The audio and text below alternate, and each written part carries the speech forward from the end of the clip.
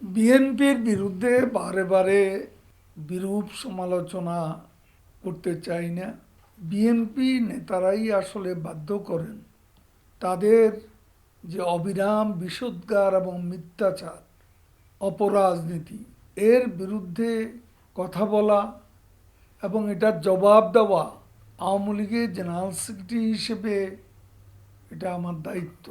আপনি আমার বিরুদ্ধে অবিরাম মিথ্যাচার করবেন, বিষোদ্গার করবেন, কল্পিত অভিযোগ করবেন, আমি সেটার জবাব কেন দেব না? তার জবাব তো আমাকে দিতে হবে। তবে আমরা কোনো গালিগালাজের ভাষা ব্যবহার করি না, ব্যক্তিগত কোনো আক্রমণ করি না। যুক্তিসঙ্গতভাবে আমাদের বিরুদ্ধে অভিযোগ করা হয় সরকার এবং আওয়ামী লীগ, তার জবাব তো সাধারণ সম্পাদক হিসাবে আমাকে দিতেই হবে। বিএনপি মহাসচিব গতকাল বলেছেন, বিপ্লব ও সংহতির মাধ্যমে ৭ নভেম্বর নাকি দেশ দ্বিতীয়বারের মতো স্বাধীন হয়েছে। ফখরুল সাহেব ঠিকই বলেছেন।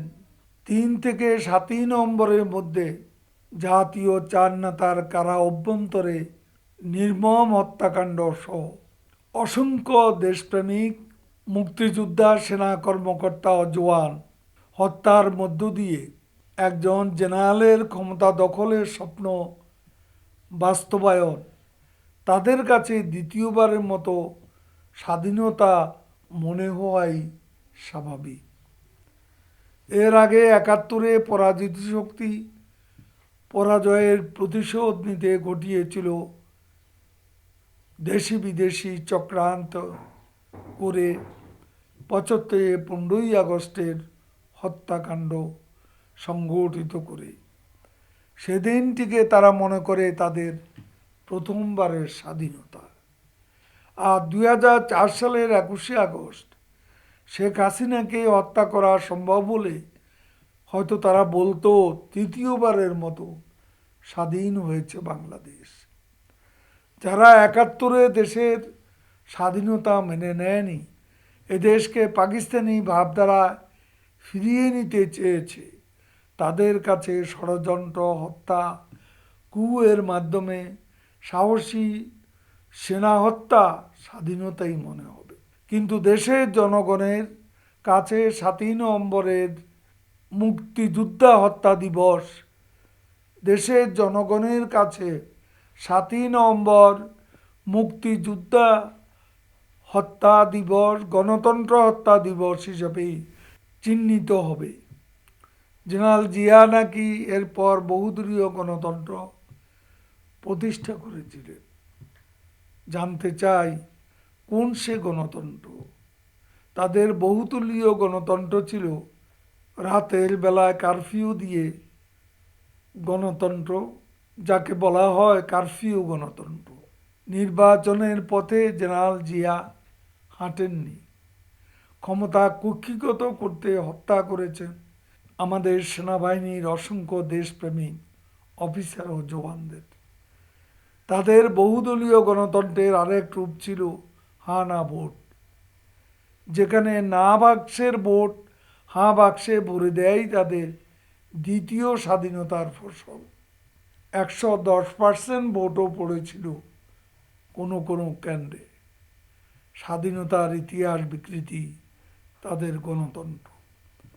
আরও বলতে চায়, বেগম জিয়ার বিরুদ্ধে আওয়ামী লীগ কোনো মামলা দেয়নি। এটা একটা অসত্য প্রচারণা বিএনপির পক্ষ থেকে করা হয়। তার বিরুদ্ধে সকল মামলা তত্ত্বাবধায়ক সরকারের করা, এবং যে তত্ত্বাবধায়ক সরকারের যে কুশীলব কারিগররা বেগম জিয়ার আমলে তারই সৃষ্ট। সে মামলায় দীর্ঘ বিচার প্রক্রিয়া শেষে আদালত বেগম জিয়াকে সাজা দিয়েছে, যার পিতামাতা সহ পরিবারের সদস্যদের হত্যার ধারাবাহিকতা জগদ্দল হয়ে ডিএমপির জন্ম, যাকে হত্যার জন্য গ্রেনেড হামলা সহ অসংখ্যবার অপচেষ্টা চালানো হয়েছিল, সেই শেখ হাসিনাই মানবিকতার অনন্য নজির স্থাপন করেছেন। বেগম খালেদা জিয়ার সাজা স্থগিত করে। কথায় কথায় আন্দোলন আর আন্দোলন, কই দলীয় নেত্রীর জন্যে তো কিছু করতে পারলেন না, না রাজপথে না আদালতে। দেশের জনগণ দেখেছে আপনাদের সক্ষমতার নমুনা। তাদের বাসায় গণতন্ত্র উদ্ধার আর বেগম জিয়াকে মুক্ত করার শপথ নিয়েছে বিএনপি। ভালো কথা, এরকম শপথ অবশ্য প্রায়শই তারা নেন। এরপর আর জনগণ তাদের রাজপথে দেখে না, কর্মীরা নেতাদের দেখা খুঁজে পায় না। তারা আছেন ভার্চুয়াল জগতে, শপথের উপরেই তাদের নির্ভরতা। রাজপথ আর আন্দোলন এখন তাদের অচেনা। শেখ হাসিনা সরকার অসাম্প্রদায়িক চেতনায় বিশ্বাসী। সংখ্যালঘু সম্প্রদায়ের উপর সাম্প্রদায়িক যে কোনো হামলা শেখ হাসিনা সরকার তড়িৎ ব্যবস্থা নিয়েছে এ যাবৎ, কাউকে ছাড় দেয়নি। অতীতের কোনো ঘটনাকে সরকার আশ্রয় প্রশ্রয় দেয়নি। এদেশে আগের প্রতিটি সরকারের সময় কম বেশি নির্যাতনের শিকার হয়েছে সংখ্যালঘু সম্প্রদায়, বিশেষ করে বিএনপির শাসনামলে। কিন্তু শেখ হাসিনা ছাড়া অন্য কেউ শাস্তিমূলক ব্যবস্থা নেয়নি অপরাধীদের বিরুদ্ধে।